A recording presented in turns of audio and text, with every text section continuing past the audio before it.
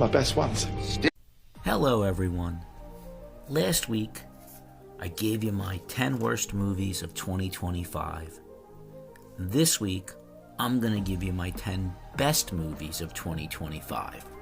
Now, once again, I'll remind you that this is a list of my 10 favorite movies that I saw in the theaters in the year of our Lord 2025.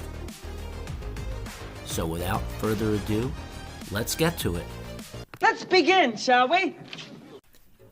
At number 10, Sarah's Oil. I never did a formal review of this, and I don't remember why. But I really love this movie. Here we find young Sarah Rector, early 1900s, young African-American girl. She believes there's oil beneath the barren land she's been given in Indian territory. And as greedy sharks close in, Sarah turns to family, friends, and some Texas wildcatters to maintain control of her oil-rich land. The performances in this are great. Zachary Levi, who I've always liked, he plays Bert Smith. He's one of the wildcatters that helps Sarah out. Sarah is played by young actress Nia Desir Johnson. She's great in this. She's definitely has a bright future in acting. It's just a nice story, well told, evenly told. It's not outlandish or outrageous. It does a really good job of portraying race. If you haven't seen it, I really strongly suggest you go out, find it, and watch it. At number 9, The Smashing Machine. Now, this movie tells the story of Mark Kerr. He was a dominant pioneer in the early days of MMA. Johnson does a tremendous job portraying him. He's a complicated, damaged man. Also, kudos to Emily Blunt, who plays his very volatile girlfriend. The scenes where the two of them are together are masterclasses in acting. At number 8, The Monkey. This is the first horror film to appear on this list. This movie's wild, man. It's a horror movie, but it's also like a dark comedy. You'll find yourself laughing at scenes. Well, you'll laugh at them and think, man, I shouldn't be laughing at this, but this is pretty funny. It's based off of a Stephen King book. Theo James plays the lead. He's fantastic. It has a great cast. Osgood Perkins, Tatiana Maslany, Elijah Wood round out some of the cast members here. It's really dark, really funny, well executed, well shot. It's just a quality horror comedy movie. At number 7, Song Sung Blue. This was the last movie I saw in 2025. It tells the story of a Neil Diamond tribute band. We have tremendous performance by Hugh Jackman. Excellent performance by Kate Hudson. Great all-around story. It's poignant. It's heartfelt. It's emotional. It's sad at times. It's just a really well-crafted film. At number 6, The Long Walk. Again, another horror film and also another Stephen King story. The Long Walk tells the story of a dystopian America where young boys sign up for the long walk. They just start walking. If they slow down, they get warnings. If they slow down too often, they get executed. Cast, all of the performers are great. It's well shot, very dark, very brooding. It sticks really close to the story. It's a movie that stays with you after it ends. So far, so good. At number 5, F1. F1 kind of reminded me of Top Gun Maverick. You know, you have the older guy, he's a bit washed up, but he's going back for one more shot at glory. You have the young upstart trying to make his name. The two of them have to come together, work together to pull off the victory. And that's what you have here. Brad Pitt plays the older driver. Damson Idris plays the young driver.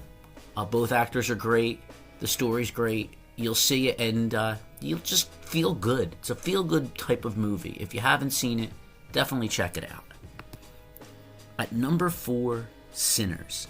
It's the third horror movie on this list. Horror was pretty strong last year. This movie came out earlier in the year. It's a horror film written, directed, and produced by Ryan Coogler.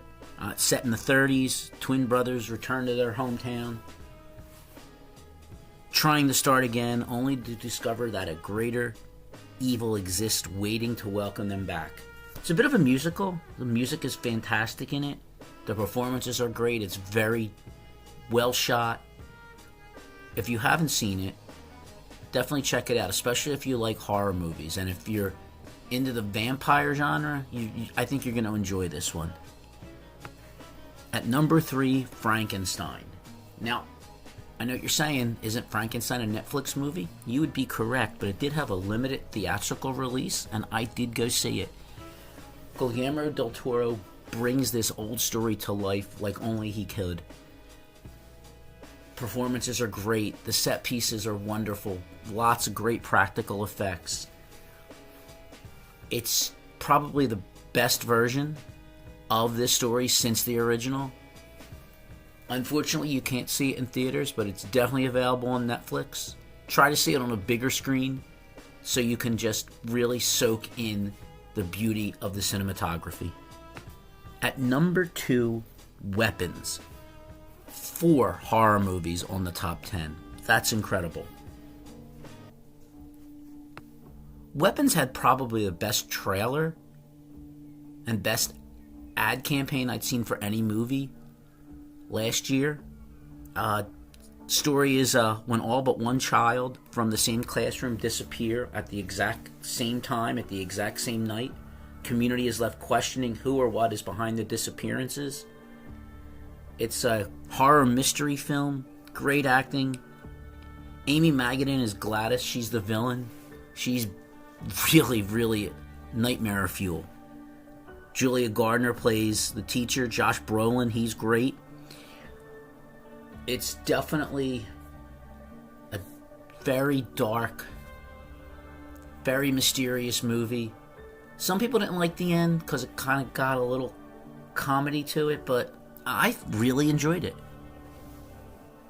But I think this is the best one. And at number 1, the best movie I saw in theaters in 2025 is Warfare. Warfare is a war movie unlike anything you've ever seen.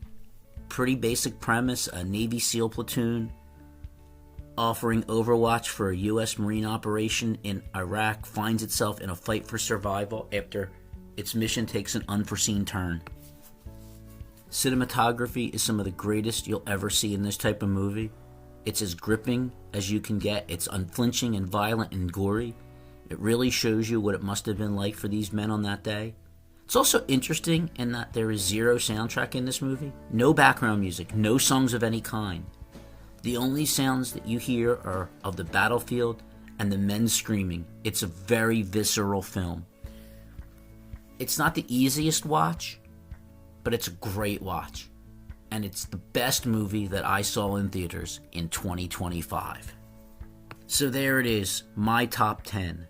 Sarah's Oil, Smashing Machine, The Monkey, Song Sung Blue, The Long Walk, F1, Sinners, Frankenstein, Weapons, and Warfare. Well, that was fun. Well, I hope you enjoyed this list. Next week, we'll get back to regularly scheduled program, and I'll give you my thoughts and feelings on whatever I've seen. In the meantime, click that like button, subscribe, leave a comment or a question, share this video with friends and enemies alike, and as always, thank you for giving me your valuable time. And I'll see you next week. Take care.